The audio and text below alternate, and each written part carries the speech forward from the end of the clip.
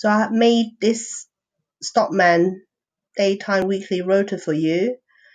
So on here, you can access all the daytime managers, and you have 1 week worth of the rota. So you got the timing and signature. So the entire daytime managers team are all listed as tabs here. The basic ideas is actually from here. Because as soon as I saw this, I knew what you actually are trying to achieve. 1 week of rota where they can just come in and sign it. And I know that you have got 3 weeks and 4 weeks, but here 3 weeks and 4 weeks is combined. Okay. Now, if you actually go to the date, this tab will control the entire spreadsheet in terms of the date. So now it's 29th of October. I will choose a November. So when you choose a November, all the November rota will start to populate. So therefore, you don't need to have a 4 week or 3 week of rota, because in this one file you have the rest of the year, September to January on here. A quick place for you to locate it is you go to the links tab, which is on all of these files, and it's on row 22. So if you just click on it and go to the pop-up, it will open up the file for you. Okay. Right, I have to relook at that. Now, here, this tab, you will have the entire daytime team. Is actually reading from your original files. So do not type into here, because if you try to type into here, the whole row will disappear. So what you do is you delete the text, and then it will come back again. Yeah. So you see, for a particular spreadsheet, you will have these people on it. So which means for this spreadsheet, if you have another name that is not on that list, it won't read. So for example, I'm just going to use another manager. It won't read. When it's double dash, it means it's not actually on that. It's not reading it. Delete that. And if you are going to print out the whole entire how many managers are there? I think there's like 9 or 10.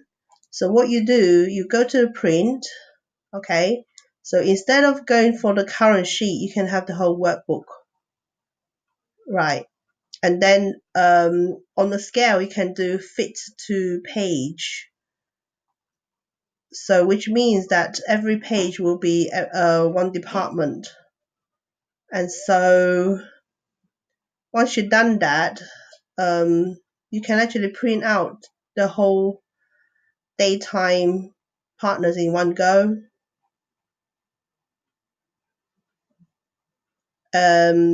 This will come up as well, but then you can just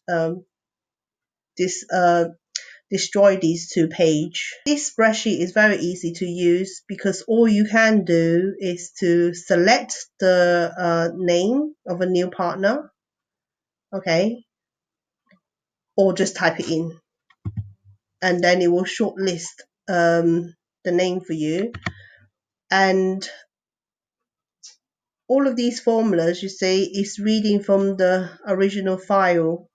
So if you actually just type over it like this, now this cell will always be holiday because this is text. It's not a formula, okay?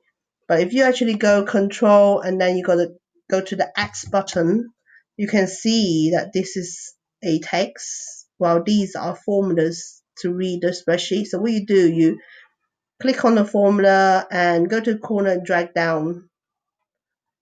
Yeah. And then Control Add button to have normal view again. So any holiday or absences, you actually enter into your own original file, and it should be done on the main tab. The main tab is the database. So it's this tab. So what you do, you find the name, find the date, and enter the change of shifts, holiday, lieu. Any absences will be called absence. So don't put things like bereavement or sickness, dentist. Yeah, nothing personal should be written on here, because everybody else can see what is going on.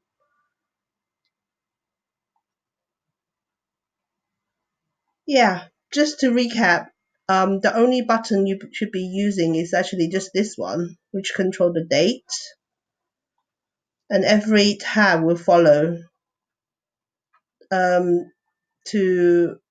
To swap people in and out, you literally just delete the name and then you just type in another name. That's it. To add in a new line, what you do, you select the entire line like this, right click, and then add a row, and then choose a row with the formula in, copy it, Control C to copy, Control V to paste, and then change name. Okay, this name is actually not on this planner, so it's not working for her.